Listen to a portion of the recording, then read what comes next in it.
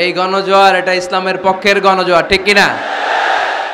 আজকে এই ময়দান থেকে বিরিয়ানির প্যাকেট দেয়া হবে? দুনিয়াবি কোনো স্বার্থ পাওয়া যাবে? একজনকে খুশি করতে এসেছি, চিল্লায় বলতে হবে তিনি কে। এজন্য গণজোয়ার আটকানো যায় না। আপনারা বানের পানি যখন ছুটতে শুরু করে দেখছেন আপনারা, ওইটারে আটকানো যায়? আটকাইতে গেলে পানি খালি বাড়তে থাকে, ফুলে ফেপে উপরে উঠতে থাকে। এক সময় যারা বাদ দিতে আসে এদেরকে সব ভেঙে মেসাকার করে দেয়। এজন্য যারা কোরআনের মাহফিলকে বানচাল করতে চায় এরা বোঝে নাই, না বুঝে এগুলো করেছে। আমরা তাদের জন্য দোয়া করি, কারণ আমাদের হৃদয়ে তাদের জন্য ভালোবাসা আছে না নাই? আজকে আসেন, আমাদের সাথে বসেন, দেখেন আমরা কোরআনের বিপক্ষে, আমার নবীর বিপক্ষে, আমার ইসলামের বিপক্ষে আমরা কোনো কথা বলি না, ঠিক কিনা? আমাদের এই পবিত্র মঞ্চগুলো থেকে কোরআনের পক্ষে কথা হয়, এই পবিত্র মঞ্চগুলো থেকে আমার নবীর শানের ব্যাপারে কথা হয়, এই পবিত্র মঞ্চগুলো থেকে ইসলামের পক্ষে কথা হয়। তো যেখানে ইসলামের কথা হয়, কোরআনের কথা হয়, বিশ্বনবী সাল্লাল্লাহু আলাইহি ইসলামের বায়োগ্রাফি নিয়ে কথা হয়, কোনো মুমিন ওই রকম বরকতময় মজলিস বন্ধ করতে পারে? আল্লাহ আমাদেরকে সহি সমঝ দান করুক, সহি বুঝ দান করুক, আমরা যেন সবসময় কোরআনের পক্ষে থাকতে পারি। আল্লাহ তুমি তৌফিক দাও। আজকের এই মাহফিলটাকে আল্লাহ তুমি আমাদের নাজাতের ওসিলা বানাও। আওয়াজ করে উত্তর দেন, সকল প্রশংসার মালিক কে? সকল ক্ষমতার উৎস কে? কেউ যেটা পারে না পারে কে? কেউ যেটা দেখে না দেখে কে? কেউ যেটা শোনে না শোনে কে? সে আল্লাহর জন্য আওয়াজ করে আমরা পড়বো আলহামদুলিল্লাহ। সবাই পড়েন, রব্বানা লাকাল হামদ হামদান কাসীরান তাইয়িবান মুবারাকান ফীহি ইয়া রাব্বি লাকাল হামদু কামা ইয়ানবাগি লিজালালি ওয়াজহিকা ওয়া আযীমি সুলতানিকা লাকাল হামদু বিল ঈমান লাকাল হামদু বিল ইসলাম লাকাল হামদু বিল কোরআন। আমরা প্রশংসা করলাম কার? সব সময় প্রশংসা করব কার? আমরা যেন মনিবের, আমার রব্বে করিমের, আল্লাহ রব্বুল ইজ্জা ওয়াল জালালের প্রশংসা যেন বেশি বেশি করতে পারে। আল্লাহ তুমি তৌফিক দাও। আরো জোরে পড়েন আমিন। উত্তর কাশিমপুর মডেল দাখিল মাদ্রাসার উদ্যোগে আজকের এই বিশাল তাফসিরুল কোরআনের মাহফিল। মাদ্রাসাটা কোন দিকে? এই পাশেই। এটার আগে একটা ডেট হয়েছিল, ওই দিন আমরা আসতে পারি নাই। কয় তারিখে? ডিসেম্বরের 4 তারিখ। জি জি, আসার কথা ছিল, আমারও আসার খুব ইচ্ছা ছিল, কারণ ফেনীবাসীদেরকে আমি ভালোবাসি, ফেনীবাসীরা ভালোবাসে আমায়। তো আসার সুযোগ হয় নাই। কাদারাম মাকদুরা, মহাবিশ্ব সৃষ্টির 50,000 বছর আগে এই পৃথিবীতে কি ঘটবে তার সব লিপিবদ্ধ করে রেখেছেন কে?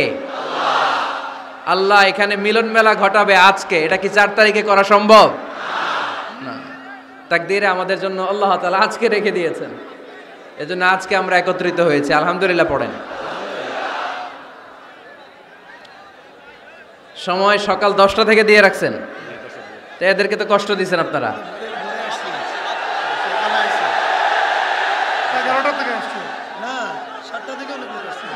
আরে কয়টায় আসছেন? কয়টায়? সকাল 7টায়, কেউ 8টায়। এরা একেবারে 7টার দিকে আসছে। ময়মনসিংহ থেকে ভাড়া করে আনছেন না এদেরকে? হ্যাঁ, ভাড়া করে আনা হয়েছে নাকি? একজনকে খুশি করার জন্য আমরা আসি, চিল্লায় বলতে হবে তিনি কে? আল্লাহ। আমার যে ভাইগুলো এই কষ্ট করে সকাল থেকে বসে আছে, আমরা এই ভাইদের জন্য দোয়া করি, আল্লাহ তাআলা আজকের এই মহামিলন মেলাকে কবুল করুক, এই প্রোগ্রামকে আমাদের নাজাতের ওসিলা বানাক। এখানে যেমনি একসাথে বসলাম, জান্নাতেও যেন একসাথে থাকতে পারে আল্লাহ তৌফিক দান করেন। আজকের এই প্রোগ্রামের সম্মানিত প্রধান মেহমান, ফেনীর গণমানুষের জননন্দিত নেতা জনাব নিজামউদ্দিন হাজারী এমপি, মাননীয় সংসদ সদস্য ফেনী 2 আসন। উনি এই প্রোগ্রাম বাস্তবায়নের জন্য অনেক চেষ্টা করেছেন। ওনার স্ত্রী ভাবি অসুস্থ, তাই দেশের বাইরে আছেন। আমরা ওনার জন্য এবং ভাবির জন্য দোয়া করি, আল্লাহ ওনাদেরকে তুমি ইসলামের জন্য কবুল করো। আমাকে রেখেছেন প্রধান মুফাসসির। আমার আগে কথা বলেছেন হযরত মাওলানা অধ্যক্ষ মফিজুল ইসলাম সাহেব, খতিব পদ্মা টেক্সটাইল মিল মসজিদ, হযরত মাওলানা মোহাম্মদ জাকারিয়া, অধ্যক্ষ জিরানহাট ফাজিল ডিগ্রি মাদ্রাসা, হযরত মাওলানা রহমতুল্লাহ সাহেব, আরও অনেকে কথা বলেছেন। আজকের এই প্রোগ্রামের সভাপতিত্ব করছেন আলহাজ হযরত মাওলানা মশিউর রহমান খন্দকার সাহেব, প্রতিষ্ঠাতা পরিচালক অত্র মাদ্রাসা ও প্রিন্সিপাল পাঠাননগর আমিনিয়া ফাজিল ডিগ্রি মাদ্রাসা ছাগলনাইয়া। আসছে হুজুর? আচ্ছা আচ্ছা, আসেন। মাশাআল্লাহ। এরপরে আপনাদের প্যানেল মেয়র সাহেব আছেন, এরপর চেয়ারম্যান ভাইরা আছেন, এরপর জেলা পরিষদ সদস্য ভাই আছেন, চেয়ারম্যান সাহেব আছেন। আলহামদুলিল্লাহ, সব নেতা খেতা নিয়ে আজকে বসছি। মাশাআল্লাহ। ফেনীর নেতারা কোরআনের পক্ষে, ঠিক কিনা? 64 জেলার সব নেতাগুলো কোরআনের পক্ষে থাক, আমরা চাই কি চাই না? বাংলার 56,000 বর্গমাইলের প্রতিটা ইঞ্চি মাটি কোরআনের ঘাঁটি হোক, আমরা চাই কি চাই না? আমরা এই বাংলাদেশে কোরআনের ঘাঁটি গড়তে চাই, আমরা ইসলামকে বিজয়ী শক্তি হিসেবে দেখতে চাই, ঠিক কিনা? এরপরে আমার নানা ভাই আছেন পাশে, ডক্টর শামসুদ্দিন আমার নানা ভাই, তারপর ডক্টর মোজাম্মেল হক আজহারি আছেন, তারপরে এই যে এয়ারপোর্টে গেলে ভাই ভিআইপি লাউঞ্জে খুব সময় দেন, এরকম অনেকে আছেন। সব ওলামা হজরতের নাম যদি আমি বলতে পারতাম ভাল লাগতো। আইম্মাতুল মাসাজিদ, মসজিদের ইমাম সাহেবেরা, মুয়াজ্জিন সাহেবেরা, খতিব সাহেবেরা, কওমি মাদ্রাসার মুহতামিম সাহেবরা, আলিয়া মাদ্রাসার প্রিন্সিপাল হুজুরেরা, স্কুল কলেজ ইউনিভার্সিটির শিক্ষকেরা, পর্দার আড়ালে মায়েরা বোনেরা, আপামর তৌহিদি জনতা, আর আমার কলিজার টুকরা যুবক ভাইয়েরা, সব যুবক, বেশিরভাগ যুবক। মাশাআল্লাহ মাশাআল্লাহ মাশাআল্লাহ। আমাদের হাতে সময় খুব কম, সামনে এশার আজান, এই আজানের আগ পর্যন্ত আমরা কিছু কথা শুনবো ইনশাল্লাহ। পড়েন, আওয়াজ করা যাবে না, এখন আমি আওয়াজ শুনতে পাচ্ছি, আওয়াজ করা যাবে না। দেখেছি, সবাইকে দেখেছি, মাশাআল্লাহ। হ্যাঁ দেখলাম, হ্যাঁ শুরুতেই হাত নাড়িয়ে শুভেচ্ছা জানিয়েছি, বারবার করা যাবে না, দেখলাম সবাইকে। থামতে হবে এবার। আজকে আমরা সূরাতুল হুজরাত থেকে কথা শুনবো। কোন সূরা থেকে? হুজরাত। সবাই বলেন হুজরাত। হুজরাত শব্দটা হুজরা শব্দের প্লুরাল, অর্থ হচ্ছে কামড়া। মসজিদে ইমাম সাহেবের হুজরা আছে না নাই? ইমাম সাহেবের কামরা আছে না? আছে। তা আল্লাহর রাসূল সাল্লাল্লাহু আলাইহি সাল্লামের এরকম হুজরাখানা ছিল। এট এ টাইমে আল্লাহর হাবিব সাল্লাল্লাহু আলাইহি ইসলামের 9টা হুজরাখানা ছিল, যেখানে 9 জন বিবি বসবাস করতেন। কিছু বেদুইন লোকজন এসে কেমন করে বিশ্বনবী সাল্লাল্লাহু আলাইহি ইসলামের সাথে আচরণ করতে হবে এটা জানতো না। তাদের মধ্যে সভ্যতা ভব্যতার ছোঁয়া স্পর্শ লাগেনি। পরে আমরা নিজেরা নিজেদেরকে যেমনে ডাকি, তারাও এসে বিশ্বনবীকে এভাবে ডাকা শুরু করলো। কারো নাম যদি হয় আব্দুল্লাহ, আব্দুল্লাহর বন্ধু তারা ডাকবে এই আব্দুল্লাহ। কারো নাম যদি হয় করিম, তার বন্ধুটা ডাকে এই করিম। কারো নাম যদি হয় আবু বকর, তার বন্ধুটা ডাকে এই আবু বকর। কিন্তু বিশ্বনবী সাল্লাল্লাহু আলাইহি ইসলামকে কি এই মুহাম্মদ এইভাবে ডাকা যাবে?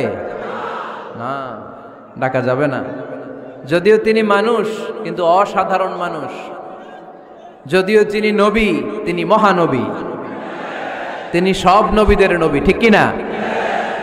As a father, as a teacher, As a commander, as a lawgiver, as a lawmaker, Muhammad is the superman of the world. Subhanallah পড়েন। আমার নবীর চাইতে শ্রেষ্ঠ কোনো মানুষ গোটা বিশ্বে দ্বিতীয়টা হতে পারে? আমার নবীর চাইতে the most trustworthy personality, বিশ্বস্ত মানুষ এই পৃথিবীতে হতে পারে? সে কোন বন্ধু বলো বড় বিশ্বস্ত, সে কোন বন্ধু বলো বেশি বিশ্বস্ত, কার কাছে মন খুলে দেয়া যায়, কার কাছে প্রাণ খুলে দেয়া যায়, হওয়া যায় অতি আশ্বস্ত, তার নাম আহমদ বড় বিশ্বস্ত। সুবহানাল্লাহ পড়েন। আল্লাহ শিখাতে চাইলেন, এই বেদুইন লোকেরা সাবধান, যাকে তোমরা ডাকছো তিনি সাধারণ মানুষ নন। তাকে ইয়া মুহাম্মদ উখরুজ ইলাইনা, এই মুহাম্মদ, এই ঘর থেকে বের হয়ে আসো, এমন করে বেয়াদবের মতো ডাকা যাবে? বিশ্বনবী সাল্লাল্লাহু আলাইহি ওয়াসাল্লামকে ডাকতে হবে ইয়া নবী আল্লাহ, ওনাকে ডাকতে হবে ইয়া রাসূল আল্লাহ, ওনাকে ডাকতে হবে ইয়া হাবিব আল্লাহ। ঠিক কিনা? শিষ্টাচার শিক্ষা দিলেন। আল্লাহ বুঝাতে চাইলেন, তোমরা যদি অপেক্ষা করতে অনেক ভালো হতো। ওয়ালাউ আন্নাহুম সাবারু হাত্তা তাখরুজা ইলাইহিম লাকানা খায়রাল লাহুম। আল্লাহর হাবিব সাল্লাল্লাহু আলাইহি ওয়াসাল্লাম দুপুরের খাবার খেয়ে গড়াগড়ি করছিলেন। আল কাইলুলা, টসিং এন্ড টার্নিং, এপাশ ওপাশ করা। শীতকালে দুপুরের খাবার খেয়ে বিছানায় শুইলে আরাম আছে না নাই? এটাকে কাইলুলা বলে। আল্লাহর হাবিব সাল্লাল্লাহু আলাইহি ওয়াসাল্লাম যখন কাইলুলা করছিল, ঠিক তখন লোকগুলো ডাকতে আরম্ভ করলো, ইয়া মুহাম্মদ উখরুজ ইলাইনা, এই মুহাম্মদ আসো।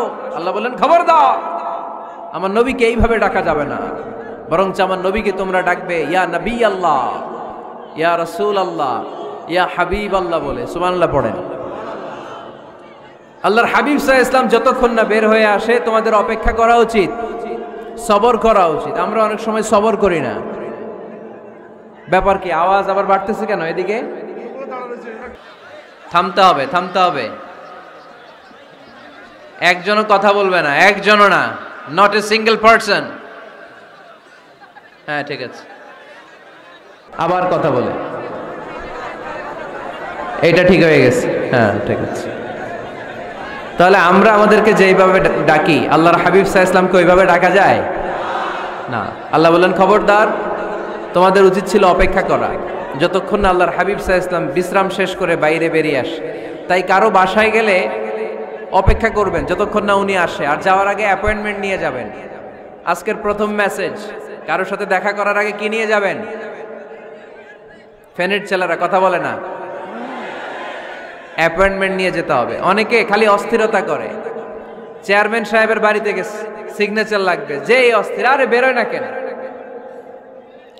চেয়ারম্যান সাহেব আসে না কেন? এতক্ষণ ধরে বসে আছে। এরকম বিরক্ত, খালি কমপ্লেইন করে, অভিযোগ করে, এরকম কিছু লোক আছে না নাই?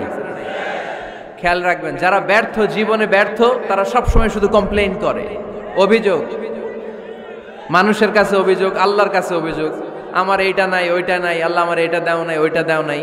আর সফল ব্যক্তিরা কখনো অভিযোগ করে না, খালি শুকরিয়া করে। ঠিক কিনা? Now the decision is yours. You wanna be successful or unsuccessful? আপনি সফল হতে চান না ব্যর্থ হতে চান? তাহলে সফল হলে সবসময় পড়তে হবে আলহামদুলিল্লাহ। কি পড়বেন? হুজুরের সাথে দেখা করতে গেছে, যে হুজুর আসে না কেন, কতক্ষণ ধরে বসে আছে। আরে হুজুরও মানুষ, হুজুরও অসুস্থ হয়, হুজুরেরও ফ্যামিলি আছে, হুজুরের ঘুমানো লাগে, হুজুর রোবট না। আমাদের যখন অ্যাপয়েন্টমেন্ট নেয় মেপে দেয়, হুজুর এই তো সহজ, আপনি এটা করে আসবেন, এরপরে হেলিকপ্টার রেডি, এরপরে ওইটাতে যাবেন, ওইখান থেকে হেলিকপ্টার রেডি। আমি রোবট, হুজুর কি রোবট? হুজুর তো মানুষ না। এগুলো করবেন না, ধৈর্য ধরতে শিখুন, একটু স্থির হন। স্টপ, অনেক হয়েছে, আর না। অস্থির জীবন আমরা চাই না। এই কোরআন আমাদেরকে অস্থির সময়ে স্বস্তির বাণী শোনায়। ঠিক কিনা? কিসের বাণী শোনায়? স্বস্তির বাণী। কোন সময়ে? অস্থির সময়ে স্বস্তির বাণী শোনায় কোরআন, ঠিক কিনা? এজন্য আজকের প্রথম মেসেজ হচ্ছে, কারো বাসায় গেলে পারমিশন নিতে হবে। দরজার সামনে যেয়ে আগে সালাম দিবেন 3 বার। কয়বার? অনুমতি চাইবেন, অনুমতি দিলে ঢুকবেন, অনুমতি না দিলে বের হয়ে চলে আসবেন। পারা যাবে? এজন্য রব্বুল আলামিন বলেন, ইয়া আইয়ুহাল্লাযীনা আমানু লা তাদখুলু বুয়ুতান গায়রা বুয়ুতিকুম হাত্তা তাস্তানিসু ওয়া তুসাল্লিমু আলা আহলিহা যালিকুম খায়রুল লাকুম লাআল্লাকুম তাযাক্কারুন। সুবহানাল্লাহ পড়েন। আল্লাহ ডেকে বললেন, ও ঈমানদারেরা শোনো শোনো, তোমরা যখন অন্য কারো বাড়িতে যাবে, খবরদার অনুমতি না নিয়ে, সালাম না দিয়ে ঘরে ঢুকে যেও না। দরজার সামনে দাঁড়িয়ে থাকো, দরজার সামনে দাঁড়িয়ে দাঁড়িয়ে 3 বার অনুমতি চাও, তারপরে সালাম দাও। অনুমতি দিলে ঢুকবা, নচেত চলে যাবা। ঠিক কিনা? এই আইনটা কার?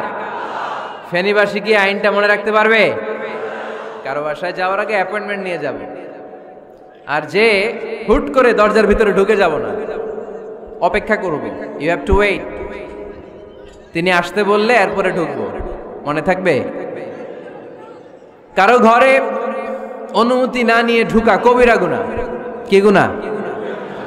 আমরা এগুলোর ইসলাম মনে করি না, আমরা ম্যানার জানি না, আমরা সোশ্যাল নর্মস জানি না। আমরা মনে করি নামাজ, রোজা, হজ, যাকাত, জিকির এগুলাই ইসলাম। ঠিক কিনা? ধরাবাধা ইসলাম হিন্দু ধর্মের মতো গদবাধা কোনো ধর্ম নয়। আমাদের মসজিদ এটা গির্জা, প্যাগোডা, সিনাগগ আর গুরুদ্বারার মতো যে কোনো ইবাদতগাহ নয়। আমাদের মসজিদগুলো আমাদের সামাজিক ঐক্যের কেন্দ্রবিন্দু। আমাদের ইসলাম হচ্ছে আমাদের জীবন চালানোর মেথোডোলজি। কেমন করে এই লাইফটা সুন্দর হবে, স্মুথ হবে, তার সব নির্দেশনা কোরআনের ভেতরে আছে না নাই? এজন্য বিষ্ণু বললেন, খবরদার কারো ঘরে যাওয়ার আগে সালাম দাও, পাশাপাশি অনুমতি চাও। এক সাহাবী দাঁড়িয়ে বললেন, ইয়া রাসূলুল্লাহ, ইয়া হাবিবাল্লাহ, আমার ঘরে আমরা কেবল 2 জন থাকি, 2টা ঘর। এক ঘরে থাকে আমার আম্মা, আরেক ঘরে থাকে আমি। আফাস্তাদিনু আলা উম্মি, আমি কি আমার মায়ের ঘরে ঢোকার আগে অনুমতি নেওয়া লাগবে নাকি? নবী, হ্যাঁ, 2টা রুম আমার ঘরে, এক রুমে আমি, আরেক রুমে আমার মা। আফাস্তাদিনু আলা উম্মি, আমার মায়ের ঘরে যাওয়ার আগে অনুমতি নেওয়া লাগবে? আনা খাদিমুহা, আমি তো তার খেদমত করি, মায়ের ঘরে যাইতে অনুমতি লাগবে? বিষ্ণু বললেন, নাম ইস্তাদিন আলাইহা, হ্যাঁ অবশ্যই মায়ের ঘরে ঢোকার আগে অনুমতি নিয়ে ঢুকবা। সুবহানাল্লাহ পড়বেন না? সাহাবী বললেন, ইয়া রাসূলুল্লাহ, তিনি তো আমার মা, অনুমতি লাগবে কেন? বিশ্বনবী বললেন, আতুহিব্বু আন তারাহা উরিয়ানাতান, ও সাহাবী, তুমি কি তোমার মাকে উলঙ্গ দেখতে পছন্দ করো নাকি? সাহাবী বললেন, না, কশিন কালেও নয়, আমি কখনো আমার মারে উলঙ্গ অবস্থায় দেখতে পছন্দ করব না। বিশ্বনবী বললেন, তাহলে অবশ্যই অনুমতি নিয়ে ঢুকবা। যদি মারে উলঙ্গ দেখতে মনে না চায় তাহলে ঢুকবা, কারণ ঘরের ভিতরে কে কখন কোন পরিস্থিতিতে থাকে তার কোনো হিসাব আছে? এজন্য সালাম দিবেন, নক করবেন, অনুমতি চাইবেন, তখন নিজেকে নিজে ভিতরে যারা আছে, মহিলা হোক পুরুষ হোক, সামলে নিবে, গুছিয়ে নিবে, তারপরে আপনাকে ঢুকার ব্যবস্থা করে দিবে। ঠিক কিনা? তাহলে মায়ের ঘরে ঢুকতে হলে যদি অনুমতি লাগে, তাহলে বোনের ঘরে ঢোকার আগে অনুমতির দরকার আছে না নাই? আমার পাশের ঘর হচ্ছে আমার ভাইয়ের ঘর, ভাইয়ের ঘরে ঢোকার আগে অনুমতির দরকার আছে না নাই? কাজিন, চাচাতো বোন, খালাতো বোন, চাচাতো ভাই, খালাতো ভাই, পাশের ঘরের ভাবি, পাশের বাড়ির মানুষ, এদের ঘরে ঢোকার আগে অনুমতির প্রয়োজন আছে না নাই? খবরদার, খবরদার, এটা কবিরা গুনাহ। This is my first message to the people of Feni tonight. আজ রাতে ফেনীবাসীদের কাছে আমার প্রথম মেসেজ হচ্ছে, কারো ঘরে যাওয়ার আগে অ্যাপয়েন্টমেন্ট নিয়ে যাব। কখন তার সাথে দেখা করব, আগে অ্যাপয়েন্টমেন্ট নিয়ে যাব, তারপরে যে দরজার বাইরে দাঁড়িয়ে পারমিশন চাইবো, মানে অনুমতি নিব, তারপরে সালাম দিব, এরপরে ঘরে ঢুকবো। পারা যাবে? ইনশাআল্লাহ পড়তে পারবেন না আওয়াজ করে? আজকে আলোচনার বিষয় হচ্ছে সূরাতুল হুজুরাত। সূরার নাম কি? হুজুরাত। এটা মাদানী সূরা। কি সূরা? এটা কোরআনের 49 নম্বর সূরা। কত নম্বর সূরা? এই সূরায় মোট আয়াত আছে 18টি। কয়টি? এবার আমি প্রশ্ন করব, উত্তর দেন। এই সূরায় মোট আয়াত সংখ্যা কয়টি? 18টি। এটি কোরআনের কততম সূরা? 49তম সূরা। আর সূরাটা মাক্কি সূরা। কি সূরা? মাদানী সূরা। এই সূরাটাকে বলা হয় সামাজিক রীতিনীতির সূরা। সোশ্যাল নর্মস শেখানো হয়েছে এই সূরায়। কেমন করে সমাজের শান্তি শৃঙ্খলার ভারসাম্য অক্ষুণ্ণ থাকবে সে ব্যাপারে এই সূরাতে আল্লাহ তাআলা কিছু দিক নির্দেশনা দিয়েছেন। আমাদের সমাজের ভারসাম্য ঠিক নাই, শান্তি নাই, সুশৃঙ্খলা নাই, শুধু মারামারি, জিঘাংসা, কিলাকিলি, হিংসা, বিদ্বেষ, বিশৃঙ্খলা। এই হিংসা, বিদ্বেষ, বিশৃঙ্খলা, মারামারির বিপরীতে সমাজের সাম্য, ভ্রাতৃত্ব, ভালোবাসা, সুশৃঙ্খলা আর ভারসাম্য কিভাবে অক্ষুণ্ণ রাখা যায় সেজন্য আল্লাহ তাআলা এই সূরার ভেতরে 10টা গাইডলাইন দিয়েছেন। কয়টা? সবাই বলতে হবে, কয়টা? 10টা। প্রথম গাইডলাইন হচ্ছে আল্লাহ তাআলা বলছেন, খবরদার যারা বিশ্বাসী বলে নিজেদেরকে দাবি করো, আল্লাহ আল্লাহর রাসূলের নিয়মের বা আইনের উপর দিয়ে টপকে যেও না। আল্লাহ আল্লাহর রাসূল যেটা বলেছে এটাই ফাইনাল, ঠিক কি না? রব্বুল আলামিন বলেন, ইয়া আইয়ুহাল্লাযীনা আমানু লা তুকদ্দিমু বাইনা ইয়াদাইল্লাহি ওয়া রাসূলিহি ওয়াত্তাকুল্লাহ ইন্নাল্লাহা সামিউন আলীম। পড়েন সুবহানাল্লাহ। আল্লাহ বললেন, যারা বিশ্বাসী বলে দাবি করো, খবরদার আল্লাহর দেয়া বিধান আর আমার নবীর দেয়া বিধান, এই বিধানগুলাই ফাইনাল। এই ফাইনাল কথার পরে মুমিনের কোনো কথা থাকতে পারে? আল্লাহ যেটা বলেছে, আল্লাহ রাসূল যেটা বলেছে সেটাই ফাইনাল। আওয়াজ করে বলতে হবে, সেটা কি? এটা ফাইনাল। এরপর আর নতুন কোনো কথা নাই। যখনই বলা হবে আল্লাহ বলেছে, রাসূল বলেছে, আমরা বলবো আমান্না, সামি'না ওয়া আতা'না, আমরা শুনলাম, মানলাম, বিশ্বাস করলাম। আমাদের পক্ষ থেকে আর দ্বিতীয় কোনো কথা নাই, ঠিক কি না? এজন্য আল্লাহ বললেন, খবরদার আমি আর আমার রাসূল যেটা দিয়েছি সেটাই ফাইনাল। অতিরিক্ত বুঝতে যেও না, ওভার স্মার্ট সাজতে চেও না। আমি আল্লাহর দেয়া, নবীর দেয়া বিধানের সামনে অ্যাডভান্স হতে যেও না, কারণ আমি আল্লাহ আর আমার রাসূল যেই নিয়ম দিয়েছি সেটাই ফাইনাল, সেটাতেই বরকত। কোন মুমিন বান্দাবান্দীদের কাছে যখন আল্লাহ আর আল্লাহর রাসূলের কথা বলা হয় তাদের কাছে এটাই ফাইনাল, ঠিক কি না? ওমা কানা লিমুমিনিন ওয়ালা মুমিনাতিন ইযা কাদাল্লাহু ওয়া রাসূলুহু আমরান আইয়াকুনা লাহুমুল খিয়ারাতু মিন আমরিহিম। মুমিন নরনারীর কাছে যখন বলা হবে এটা আল্লাহর কথা, আল্লাহর রাসূলের কথা, এটাই ফাইনাল। এরপরে মুমিনের আর নতুন কোনো চয়েস থাকতে পারে? আল্লাহ বলেছে 5 ওয়াক্ত সালাত জামাতের সাথে আদায় করো, এটাই ফাইনাল, ঠিক কি না? আল্লাহ বলেছেন চুরি করলে চোরের হাত কেটে দাও। বিশ্বনবী জীবদ্দশায় চোরের হাত কেটে দেখিয়ে দিয়েছেন, চুরি করলে হাত কেটে দাও, এটাই ফাইনাল, ঠিক কি না? আল্লাহ নিয়ম জারি করেছেন, ও নারীরা পর্দা করে ঘর থেকে বের হও, এর উপরে কোনো কথা নাই, জোরে বলেন ঠিক কি না? আল্লাহ আইন করে দিয়েছেন রমাদানের 29 দিন কিংবা 30 দিন রোজা রাখবা, এটাই ফাইনাল, এরপরে কোনো কথা নাই, জোরে বলেন ঠিক কি না? যারা সম্পদশালী হয়েছো বছরান্তে 2.5% যাকাত দিবা, বিধানটা কার? এটাই ফাইনাল, এরপরে কোনো কথা আছে? তার মানে আল্লাহ আল্লাহ রাসূল যেটা দিয়েছে এটাই ফাইনাল, এটাই সর্বোৎকৃষ্ট। এর চেয়ে উৎকৃষ্ট আর ভালো হতে পারে না, এটাই শ্রেষ্ঠ। এক সাহাবী বলল, আসুমুদ্দাহার, আমি সারা বছর রোজা রাখবো, রোজা ভাঙবো না। আরেক সাহাবী বলল, আ'তাজিলুন নিসা, আমি আমার বউয়ের কাছে যাব না, আজীবন বৈরাগ্য জীবন যাপন করব। আরেক সাহাবী বলল, উসল্লি লাইলা কুল্লাহ, সারা রাত তাহাজ্জুদ পড়বো, ঘুমাবো না। এই কথা শুনে বিশ্বনবী রেগে গেলেন। বিশ্বনবী বললেন, কে কে বলেছে এই কথা যে সারা বছর রোজা রাখবে, সারা রাত তাহাজ্জুদ পড়বে, স্ত্রীর কাছে যাবে না? ইন্নী আখশাকুম লিল্লাহি ওয়া আতকাকুম লাহু, নিশ্চয় আমি তোমাদের চাইতে আল্লাহকে বেশি ভয় করি। আমি বিশ্বনবী সবচেয়ে বড় মুত্তাকি, আমি বিশ্বনবী সবচেয়ে বড় বুজুর্গ, আমি বিশ্বনবী সবচেয়ে বড় আল্লাহওয়ালা। তো আমি এত বড় আল্লাহওয়ালা হয়ে আমি 11 জন স্ত্রী রেখেছি, আমি এত বড় আল্লাহওয়ালা হয়ে রাতে তাহাজ্জুদও পড়ি, আবার কিছু অংশ ঘুমাই, আমি এত বড় আল্লাহওয়ালা হয়ে বছরে কিছু সময় রোজা রাখি, মাঝে মাঝে রাখি না, তা আমি ব্যালেন্স করে জীবন ধারণের পরে আমার আল্লাহওয়ালাগিরিতে কোনো সমস্যা হয় নাই, আমার নবী হতে সমস্যা হয় নাই। তোমাদের সমস্যা হলো কেন? তোমরা কোত্থেকে এটা শিখেছো? আমি বিশ্বনবী যেটা শিখিয়েছি এটাই ফাইনাল, এর চেয়ে শ্রেষ্ঠ কোনো কাজ আর হতে পারে না। চিল্লায় বলেন ঠিক কি না? ফজরের ফরজ নামাজ কয় রাকাত? আওয়াজ করে বলেন। বিধানটা কার? আপনি যদি বলেন আমি একটু বাড়ায় পড়ব, 3 রাকাত পড়ব, সওয়াব বেশি হবে না? কারণ আপনি অ্যাডভান্স হয়েছেন। লা তুকদ্দিমু বাইনা ইয়াদাইল্লাহি ওয়া রাসূলিহি, খবরদার আল্লাহ আল্লাহ রাসূলের উপর অ্যাডভান্স হয়ো না। রমাদানের রোজা 30টা, আপনি যদি বলেন 35টা রাখবো, ফেনীর ভাইয়েরা রমজানের পরে আরো 5টা যদি একাধারে রাখেন, রমজান মনে করে আল্লাহ কবুল করবে? কবুল করবে। তার মানে আল্লাহ আল্লাহ রাসূল যেটা বলেছে এটাই ফাইনাল, এর চেয়ে বেশি কিছু আর ইবাদত করা যাবে, এর চেয়ে শ্রেষ্ঠ ইবাদত হতে পারে না। বিষ্ণু ইসলাম বললেন সারা রাত তাহাজ্জুদ পড়লে এটা শ্রেষ্ঠ ইবাদত নয়, বরং রাতের কিছু অংশ ঘুমাবা, কিছু অংশ তাহাজ্জুদ পড়বা।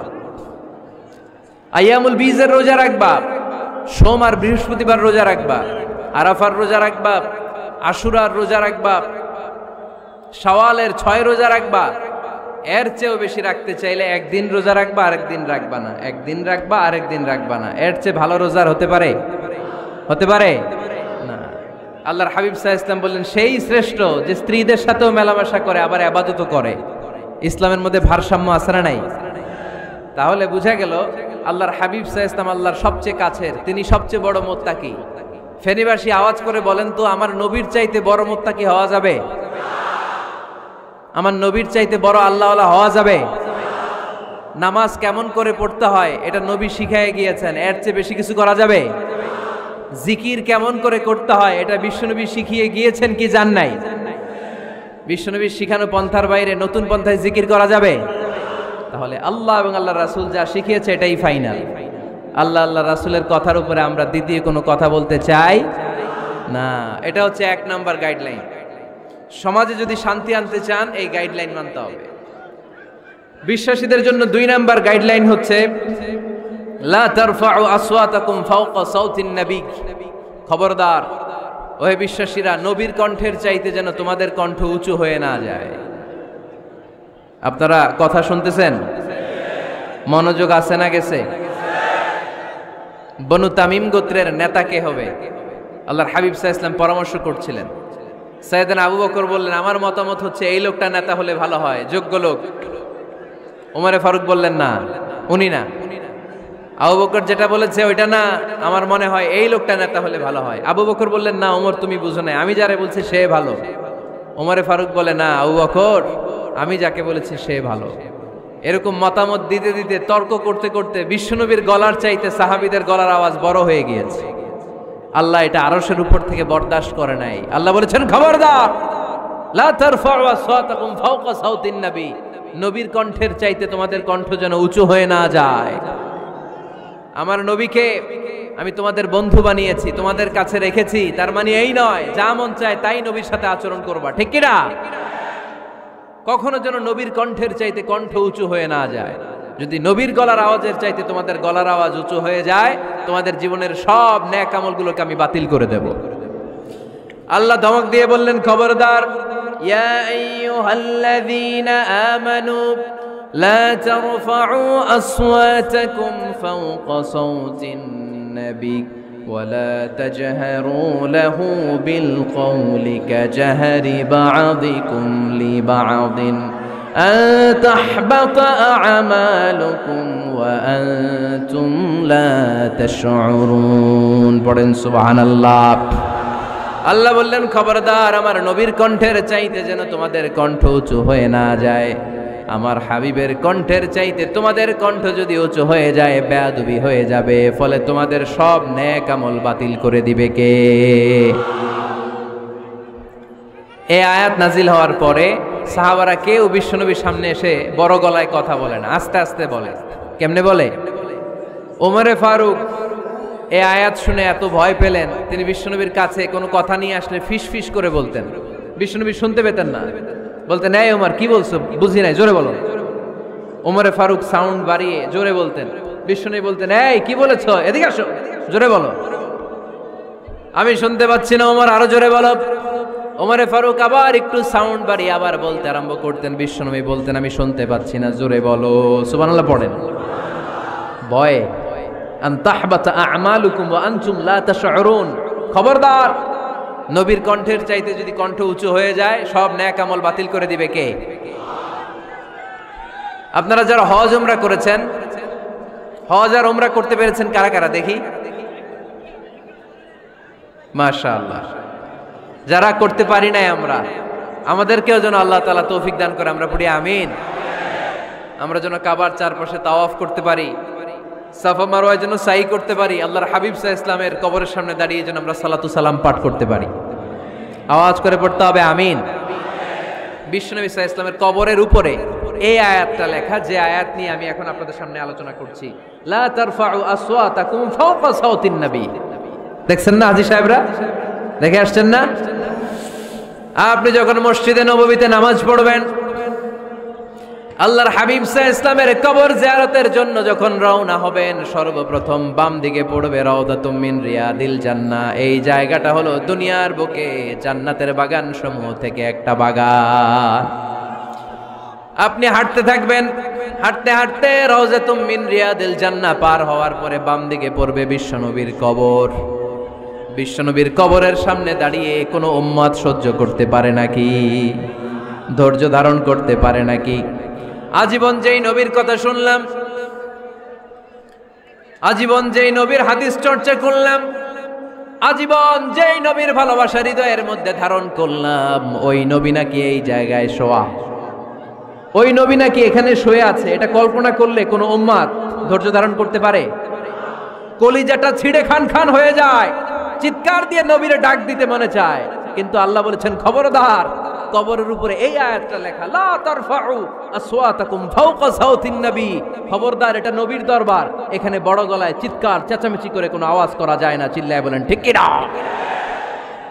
এজন্য আল্লাহ বললেন লা তারফাউ আসওয়াতাকুম ফাওকা সাওতিন নবী, খবরদার, নবীর কণ্ঠের চাইতে যেন কণ্ঠ উঁচু হয়ে না যায়। এই আয়াতের হুকুম আল্লাহর হাবিব সাল্লাল্লাহু আলাইহি ওয়াসাল্লামের জীবদ্দশা অবস্থায় যেমন ছিল, ঠিক এখনো এটারে বলবৎ রেখেছে কে? তাই ওইখানে আল্লাহর হাবিব সাল্লাল্লাহু আলাইহি ওয়াসাল্লামের কবরের সামনে বুক ফেটে কান্না আসে, আমার নবী, আমার পেয়ারা নবী এখানে, পেয়ারা রাসূল শুয়ে আছে, এটা জেনেও আমি চিৎকার দিতে পারি না, আমি হই হুল্লোড় করতে পারি না, আমি লাফাতে পারি না, আমি শুধু চোখের পানি ছেড়ে আমার নবীরে সালাম পাঠাতে পারি। ঠিক কি না? এই আয়াতের হুকুম শুধু নবীর ক্ষেত্রেই প্রযোজ্য নয়, আব্বা আম্মার ক্ষেত্রেও প্রযোজ্য। আব্বা আম্মার সামনে দাঁড়িয়ে বড় গলায় কথা বলা যাবে? উস্তাদ আল আসাতেজা যারা আমাদেরকে শিখিয়েছেন, তাদের সামনে বড় গলায় কথা বলা যাবে না। আধ্যাত্মিক গুরু, ইসলামী আন্দোলনের নেতা, ধর্মীয় নেতা, ওনাদের সামনেও চোখ রাঙিয়ে কথা বলা যাবে না। চিল্লায় বলেন ঠিক কি না?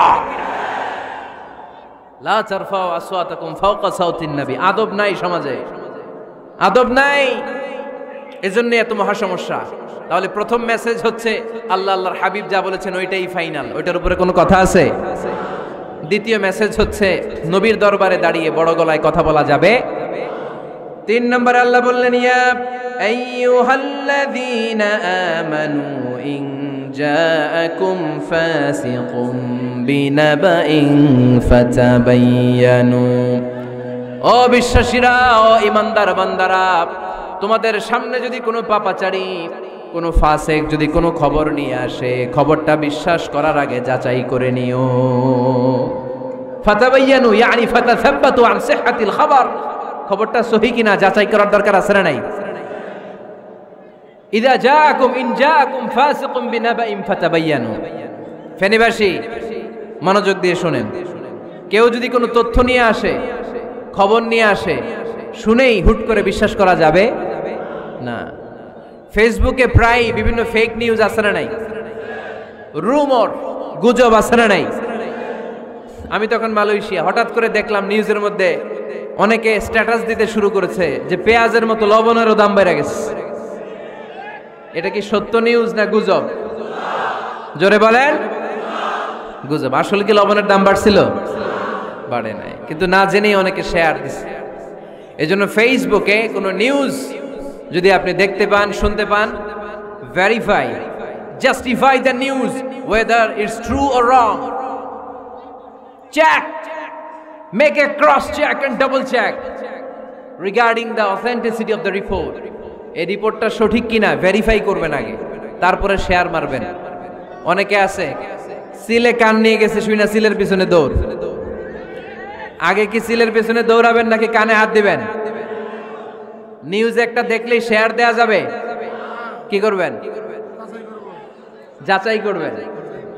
You have to cross check, you have to justify the news, you have to verify the news. আমরা প্রায় নিউজ একটা দেখলেই শেয়ার দেই। হয়তো একটা ভুল নিউজ আপনি শেয়ার দিয়েছেন, এই ভুল নিউজের কারণে পুরো সমাজের মধ্যে গোলমাল, এর দায়ভার আপনার কাঁধেই বর্তাবে। আওয়াজ করে বলেন ঠিক কিনা? এই ভুয়া নিউজগুলোতে আমাদের খুব আগ্রহ।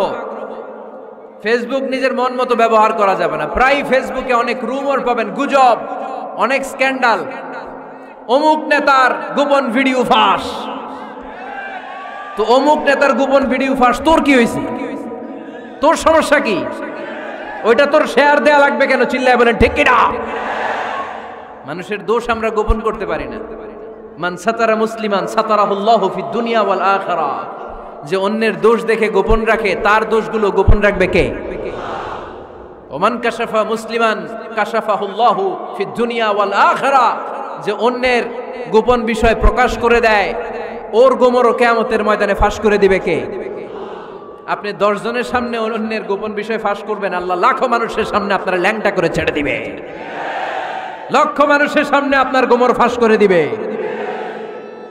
খবরদার, অন্যের পিছনে লেগে থাকেন না, অন্যের দোষ খুঁজেন না, দোষ খুঁজবেন নিজের। ইন জাআকুম ফাসিকুম বিনাবাইন ফাতাবায়ান। মুমিন কোন তথ্য, কোন সংবাদ, কোন রিপোর্ট কিংবা নিউজ শুনলেই বিশ্বাস করে না।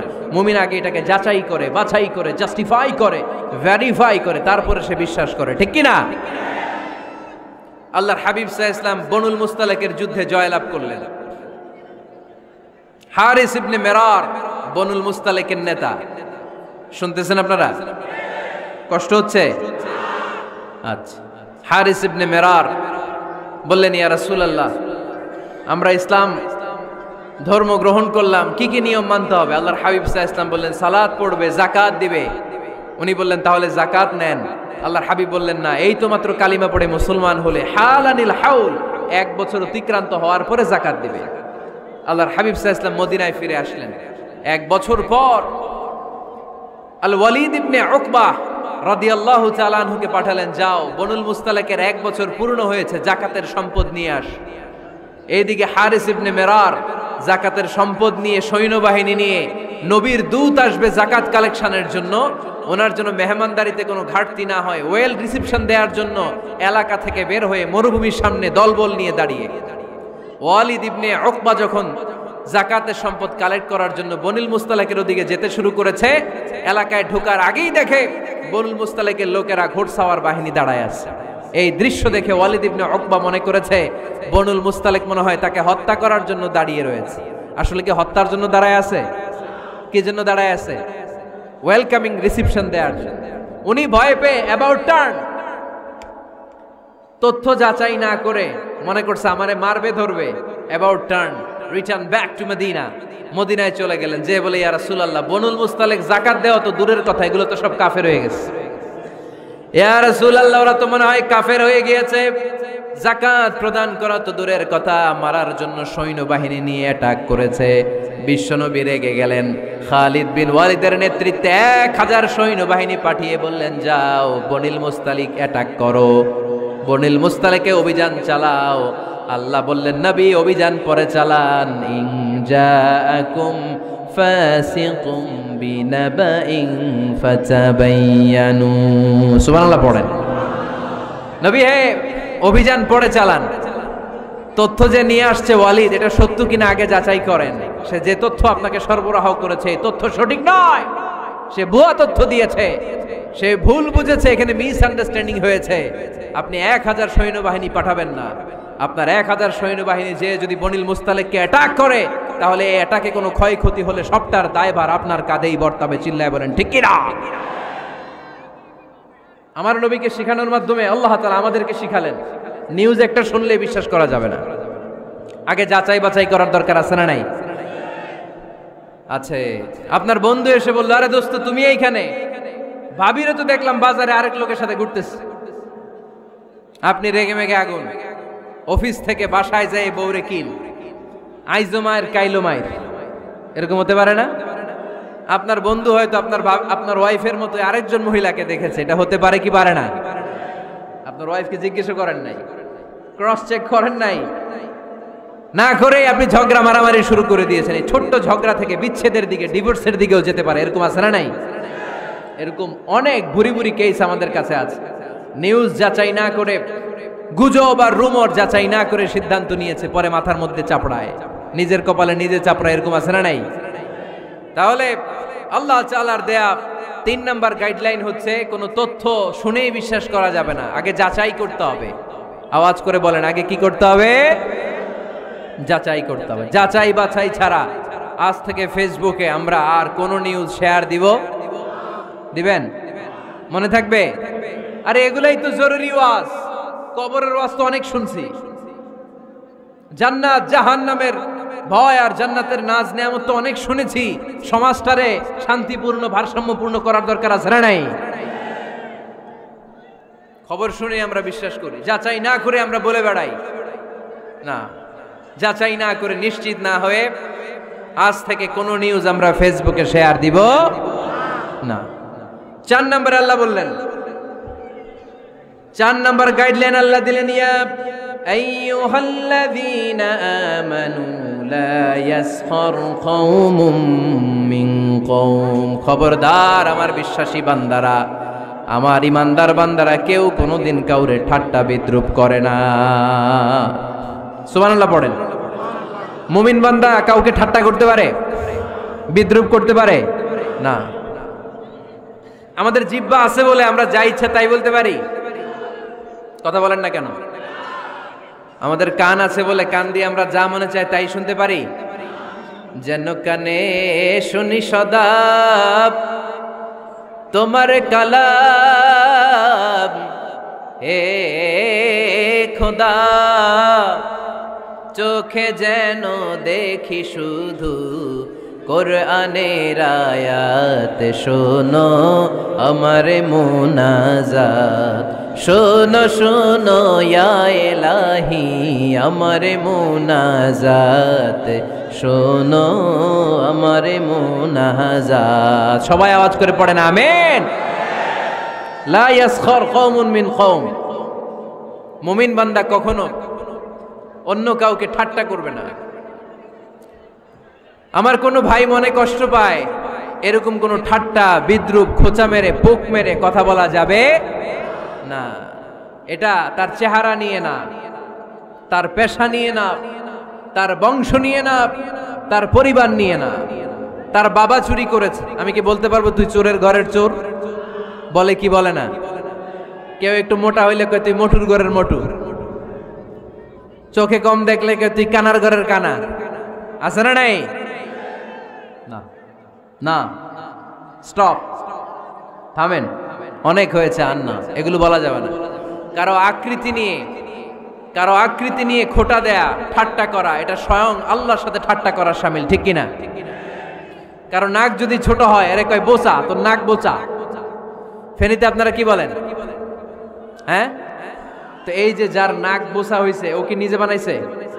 যার নাক খাড়া, এটা বানাইছে কে? যে কালো, বানাইছে কে? সাদা শুভ্র, বানাইছে কে? তার মানে কারো আকৃতি নিয়ে যদি আপনি ঠাট্টা করেন, স্বয়ং আল্লাহর সাথে ঠাট্টা করলেন। কারণ কেউ কারো চেহারা বানানোর দায়িত্ব পায় নাই। মাতৃগর্ভে থাকতেই আমাদের চেহারার আকৃতিগুলো দান করেছে কে? হুয়াল্লাযী يصوركم في الأرحام كيف يشاء لا إله إلا هو العزيز الحكيم তিনি এমন সত্তা তোমরা যখন তোমাদের মায়ের পেটের ভেতরে ছোট্ট একটা ভ্রূণ কণা ছিলা তখনই তোমাদের চেহারার আকৃতি দিয়েছে কে মায়ের পেটে থাকতেই কে ছেলে হবে কে মেয়ে হবে কে সুশ্রী হবে কে শ্যামলা হবে কার নাক লম্বা হবে কারটা খাটো হবে এগুলো ফিক্স করে রেখেছে কে